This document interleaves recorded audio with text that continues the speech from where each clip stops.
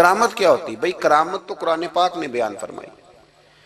آصف بن برخیا جناب بلقیس کا ملکہ بلقیس کا تخت لائے تھے، یہ اللہ نے کیوں آیت نازل کی قرآن پاک میں؟ کوئی قصہ کہانی ہے کہ وہ جی تخت لائیں؟ یہ کیوں بیان کی؟ اور تخت آیا کس طرح آیا؟ انہوں نے کہا کہ آنکھ جھپکنے سے پہلے آ جائے گا، پھر آیا کہ نہیں آیا؟ ان سے پوچھا یہ کیسے آیا؟ کہنے لگے ھذا من فضل ربی۔ او سنگیو، صرف حضرت سلیمان علیہ السلام کا امتی تخت لا سکتا ہے، نبی پاک کا غلام نہیں لا سکتا؟ یار آپ نے کرامت کا انکار کر کے اپنے آپ کو کمزور کر لیا۔ اور نہیں جی نہیں، یہ کیسے ہو؟ کیا مطلب ہے اس کا؟ آپ سورہ نمل روز پڑھیں اور جناب سلیمان علیہ السلام کے امتی کی شان بیان کریں کہ وہ آنکھ جھپکنے سے پہلے 80 گز اونچا، 80 گز چوڑا، 80 من وزنی تخت آنکھ جھپکنے سے پہلے لے آئے۔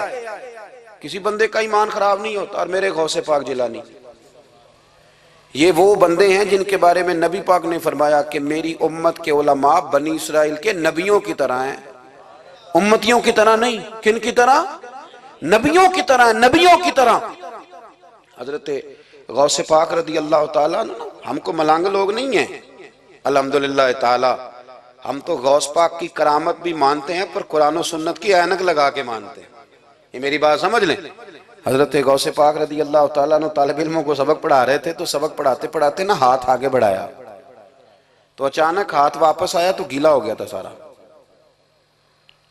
تو شاگرد بھی بڑے سیانے ہوتے ہیں، انہوں نے سبق چھوڑ دیا، استاد جی کے گیلے بازو کو دیکھنا شروع کیا۔ حضور یہ کیا ہے؟ تو غوث پاک بھی غوث پاک تھے، ہر بندے کا ہاضمہ اتنا اچھا نہیں ہوتا کہ اس کو ہر بات ہضم ہو جائے۔ کئیوں کو بد ہضمی بھی بڑی سخت ہوتی ہے، کھٹے کھٹے ڈکار آتے ہیں بات سن کے، کانوں سے دھواں بھی نکلتے ہیں کئی دفعہ۔ تو انہوں نے پوچھ لیا فٹافٹ کہ حضور یہ کیا ہوا؟ تو غوث پاک کو پتا تھا کہ سب کا ہاضمہ ٹھیک ہے۔ میاں صاحب نے بھی کہا تھا خاصاں دی گلامہ آگے نہیں مناسب کرنی۔ اگلا شعر میں نہیں یہ پڑھنا کیونکہ زیادہ ڈاڈ ہے تو میں ادھر ہی رہتا ہوں، اتنا ہی کافی ہے کہ خاصاں دی گلامہ آگے نہیں مناسب کرنی۔ انہوں نے کہا حضور یہ کیا ہے؟ تو آپ فرمانے لگے تمہارے والی بات نہیں۔ اللہ اکبر۔ ابھی سبق پورا ہو رہا تھا تو بندے دوڑے دوڑے آ گئے اور انہوں نے نعرے لگانے شروع، یا غوث یا غوث یا غوث۔ لوگ کہتے ہیں غوث پاک سے ملتا نہیں، میں کہ ٹھیک ہے انہوں نہیں نہ ملیا، جنہوں ملیا اس تے رولا پانا نہ بڑا ملیا ہے بڑا ملیا ہے بڑا ملیا ہے، اپنا اپنا معاملہ نا۔ کسی نے کہا حضور کچھ نہیں دیتے، تو کسی نے کہا میرے کریم سے گر قطرہ کسی نے مانگا، دریا بہا دیے، در بے بہا دیے، جس کو ملا ہے وہ تو شور کرے گا۔ تو تھوڑی دیر کے بعد ہی بندے پہنچ گئے، انہوں نے آ کے یا غوث کے نعرے بھی لگائے، وہ مچلے بھی، وہ روئے بھی، وہ قدم بھی چومے، اپنے مقدر پہ ناز بھی کیا۔ شکر ہے اللہ کا، اللہ نے ہمیں آپ کا غلام بنایا، شکر ہے۔ تو طالب علموں نے پوچھا ہوا کیا؟ کہنے لگے کشتی میں بیٹھے تھے تو ڈوبنے لگی تھی، تو ہم نے کہا کہ ہم تو غوث پاک کے ماننے والے ہیں۔ تو پھر حضور غوث اعظم کا دست مبارک نمودار ہوا ہے اور کشتی کو پکڑ کے کنارے لگا دیا ہے، کشتی کو پکڑ کے کنارے لگا دیا ہے۔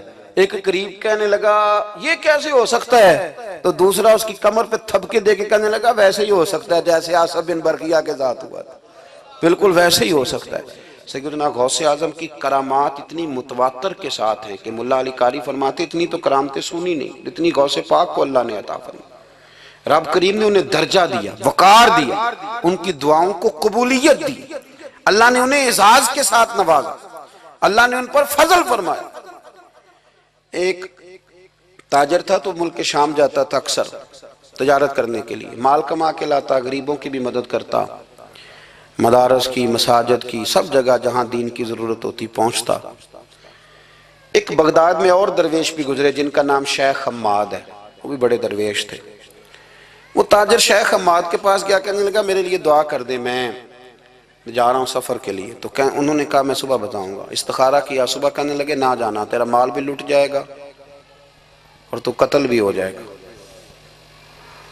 وہ بڑا پریشان ہوا، حضور غوث پاک کے پاس گیا، کہنے لگا حضور وہاں بھی میں نے کہلا بھیج دیا ہے، سامان میرا پڑا ہے، جاؤں گا نہیں، پیمنٹ نہیں کروں گا، ملے گا نہیں تو خسارہ ہو جائے گا، مہربانی فرمائے۔ غوث پاک نے مراقبہ کیا، فرمایا تو جا، اللہ خیر کرے گا۔ تو جا اللہ خیر کرے گا۔ مرید کا عمل کے یقین، پیر کا عمل کے یقین، چلیں آپ فیصلہ کر لیں تو میں آگے بڑھتا ہوں۔ حضرت غوث اعظم رضی اللہ تعالیٰ عنہ نے مرید سے کہا تو جا اور اللہ خیر کرے گا۔ وہ گیا، کہتے میں نے پیمنٹ کی، مال لیا، واپس آیا، گھوڑوں کا سفر تھا، رستے میں رات کو ایک جگہ سویا، خواب دیکھتا ہوں، خواب میں ڈاکو آ گئے، انہوں نے پہلے مال لوٹا، پھر مجھے قتل کیا، اور جب میرے گردن پر انہوں نے خنجر چلائی، خواب دیکھ رہا ہوں تو میری فٹافٹ آنکھ کھل گئی، اور جب میری آنکھ کھلی تو میں اسی وقت ہی رخت سفر باندھا، سر پٹ گھوڑے دڑائے، کچھ رات کو کچھ دن کو، سویرے بغداد پہنچ گیا۔ کہتے خیال تھا کہ پہلے غوث پاک کے پاس جاؤں گا، لیکن پہلے شیخ حماد سے ملاقات ہو گئی، میرا چہرہ دیکھا، پریشان تو دیکھ کے مسکرائے، فرمانے لگے بھی تیرا پیر بڑا شاندار ہے، تیرا پیر بڑا شاندار ہے، وہ کام جو حقیقت میں ہونا تھا نا، حقیقت میں انہوں نے دعا کی ہے تو رب کریم نے اسے خواب بنا دیا ہے، ان کی دعا کی برکت سے اللہ نے اسے۔ اب میں بات مضبوط کرنا چاہتا ہوں تو میں ایک حدیث پاک بھی پڑھ دوں، لوگ کہیں گے جی مرنے والا بھی بچ جاتا ہے، عمر بھی بڑھ جاتی ہے، مشکات کی حدیث ہے، ترمذی میں بھی موجود ہے، نبی پاک صلی اللہ علیہ وسلم نے فرمایا اگر تم چاہتے ہو رزق بھی بڑھ جائے، عمر بھی لمبی ہو جائے، تو اپنے رشتہ داروں سے اچھا سلوک کرو۔ اس کا مطلب ہے کہ عمر بڑھ جاتی ہے، موت کچھ وقت کے لیے ٹل بھی جاتی ہے۔ حضور غوث پاک کو اللہ نے بڑا اعزاز دیا، بڑی کرامات دی۔ آپ فرمایا کرتے تھے میں نے 40 سال اپنے رب کو راضی کیا ہے مصلی پہ بیٹھ کے، تو میرے مالک نے پھر پوچھا ہے کہ عبدالقادر کچھ مانگ لے، کوئی بات کر لے، تو سیدنا غوث اعظم رضی اللہ تعالیٰ عنہ فرماتے ہیں کہ میں نے پھر اپنے رب کریم کی بارگاہ میں عرض کیا مالک جو قیامت تک مجھ سے محبت کرے، فضل کرنا اسے بغیر توبہ کے موت نہ دینا۔ تو میرے رب نے میری اس دعا کو شرف قبولیت عطا فرمایا کہ جو مجھ سے پیار کرے گا، میرا نام لے گا، وہ بغیر توبہ کے نہیں مرے گا۔ جنات بھی آپ کی بارگاہ میں حاضر ہوتے، آپ کو شیخ بحر و بر کہا جاتا ہے۔ جب آپ نے منبر پر بیٹھ کر یہ اعلان فرمایا نا کہ میرا یہ قدم ہر ولی کی گردن پر ہے، تو خراسان کے جنگلوں میں معین الملت والدین عطائے رسول ہند الولی خواجہ معین الدین اجمیری موجود تھے، تو وہاں اعلان کرنے لگے، کہنے لگے غوث پاک صرف گردن پہ کیوں، آپ میری آنکھوں پہ بھی قدم رکھیں، میرے سر پہ بھی قدم رکھیں۔ اللہ نے ان اولیاء کو بڑا اعزاز دیا، انہیں اللہ نے بڑی شان دی۔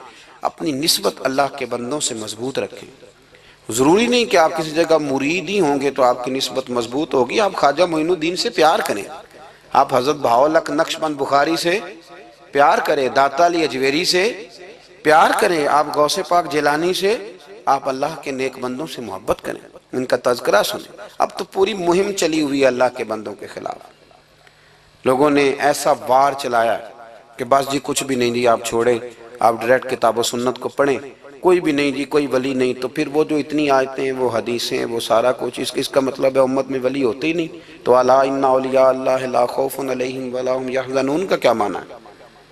اس کا کیا مطلب؟ آپ نے تو ملیاں میٹ کر دیا، سارا پوری مہم چلی، اللہ کے بندوں سے پیار کرے، اور میرے نبی پاک صلی اللہ علیہ وسلم نے فرمایا جو جس سے پیار کرے گا قیامت کے دن اسی کے ساتھ اٹھایا جائے گا۔ اور حضرت ابو ذر غفاری نے عرض کیا تھا یا رسول اللہ اگر وہ ان جیسے عمل نہ بھی کرے تو فرمایا اللہ بڑا کریم ہے، ایمان کی سلامتی سے جائے اللہ ان کے ساتھ ہی کھڑا فرما دے گا۔ حضرت محدث اعظم پاکستان مولانا سردار احمد صاحب رحمۃ اللہ علیہ بڑے مصروف آدمی تھے، پر بڑھاپے کے عالم میں بھی نا شیخ الحدیث تھے، شاید اتنے کسی کے شاگرد دنیا میں ہوں جتنے حضرت کے تھے۔ ہر جمعرات کو فیصل آباد سے لاہور آتے تھے داتا صاحب کے مزار پہ حاضری دے، ہر جمعرات۔ یہ چند دن پہلے ہمارے ایک بزرگ افریقہ سے آئے ہوئے تھے، افریقہ سے، تو پوچھا حضرت جی خیریت سے آنا ہوا؟ تو کہنے لگے پہلا مقصد تو داتا صاحب کے مزار پہ حاضری دینا اور باقی اس کے بعد۔ تو ہر جمعرات کو حضرت محدث اعظم رحمۃ اللہ علیہ آتے تھے، ہر جمعرات۔ ایک مولوی صاحب نے ایک دفعہ شوشہ چھوڑ دیا لاہور میں کہ داتا صاحب کی قبر تو قلعے میں ہے، لوگ شوشہ چھوڑتے رہتے ہیں نا کہ چلو کسی طریقے سے بندے ہٹائے جائیں، پر جن کی محبت اللہ دلوں میں پیدا کرے ان سے کیسے ہٹایا جائے؟ وہ جی ادھر قبر ہی نہیں، وہ تو قلعے میں ہے۔ وہ تجھے کون بتا گیا؟ کہتا جی میں نے ایک روایت پڑھی، فلانے بندے نے لکھا ہے، چلو جی الجھاؤ بن گیا۔ ہمارے ہاں جو انوکھی بات کر دے اس پہ بحث بھی شروع ہو جاتی، بڑی لے دے ہوئی، بڑا کچھ ہوا۔ سید ابو البرکات شاہ صاحب ایک بہت بڑے عالم گزرے ہیں، داتا صاحب کے مزار سے تھوڑا سا آپ آگے بڑھیں تو حزب الاناف بہت بڑا مدرسہ ہے، اس کے وہ شیخ الحدیث تھے، اعلیٰ حضرت کے خلیفہ تھے، سید تھے۔ حضرت مولانا سردار احمد صاحب سپیشل فیصل آباد سے آئے، سید صاحب کو وہاں سے ساتھ لیا، داتا صاحب کی مسجد کا سپیکر کھولا اور کھول کے فرمانے لگے جس بندے کو شک کرنا کہ داتا صاحب یہاں موجود نہیں، قلعے میں ہیں، وہ آ جائے، میں داتا صاحب کو آواز دوں گا، داتا صاحب قبر سے بول کے کہیں گے میں اندر ہی ہوں، آ جائے میں آواز دے۔ بات ویسے کافی بڑی ہے، آپ کے اگر ذوق اس پر توجہ دے تو داتا صاحب اندر سے بولیں گے اور کہیں گے کہ نہیں میں یہی ہوں، وہ سید صاحب کہتے ہیں کہ مینوں تساں ایک کار تے نہیں دسی یہ گل، ساتھ ہی لے آئے ہو، وہ گھر میں بتانا تھا، اور کہتے ہیں جبہ کھینچ کے نا محدث اعظم کا، کہنے لگے مولانا آپ نے بڑا دعویٰ کر دیا ہے، بڑا دعویٰ کر دیا آپ کہ داتا صاحب اندر سے بولتے بڑا دعویٰ ہے۔ مولانا سردار احمد صاحب فرمانے لگے سید صاحب اپنی مرضی سے نہیں کیا، داتا صاحب سے پوچھ کے کیا ہے، داتا صاحب نے مجھے کہا ہے تو آواز دینا اور میں اندر سے بول پڑوں گا۔ فرمایا میں کل شام تک ادھر بیٹھا ہوں، جس کا دل کرے وہ آئے، میں انشاءاللہ تعالی آواز دوں گا اور علی بن عثمان حجویری قبر کے اندر سے بولیں گے، لیکن چونکہ پیچھے کرم تھا نا لہذا آیا کوئی بھی نہیں، پہنچا کوئی بندہ۔ تو یاد رکھیں اللہ کے بندوں سے پیار کریں، تنقید والے بندے ساری زندگی بیچارے اسی کھاتے میں رہے، کچھ نہیں بن سکا، خود بھی بے سرور رہے، دوسروں کو بھی بے سواد کیا، اپنے آپ کو مزیدار کریں۔